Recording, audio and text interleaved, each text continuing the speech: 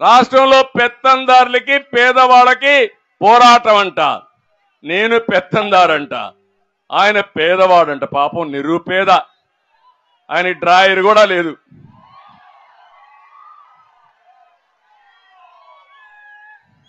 Paper లేదు, TV లేదు, బంగ్లాలు లేవు, ప్యాలెస్లు లేవు, బట్టలు లేవు. ఏం తింటాడో నాకైతే అర్థం కాల. గడ్డి తింటాడు. ఈ గడ్డే తింటున్నాడు, అడుక్కుంటున్నాడు. మా చెల్లెమ్మ చెప్పినట్టు రేపు వస్తాడు, అప్పుడు ఓట్లు అడుక్కున్నాడు. భస్మాసుడు మార్గం మీ నెత్తిన చేయి పెట్టాడు. ఇప్పుడు మళ్ళా కథల్ని గుద్దుడే గుద్దుడు. ఇప్పుడు 5 ఏళ్లు వదిలిపెట్టకుండా గుద్దాడు.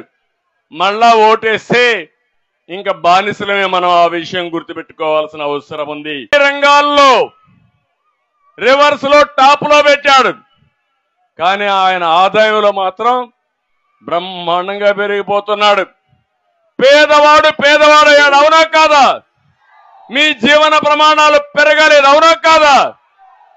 కానీ దేశంలో రిచెస్ట్ సీఎం ఎవరు తెలుసా? ఎవరు? ఇది నేను చెప్పింది కాదు, రికార్డులో ఉండే సత్యం.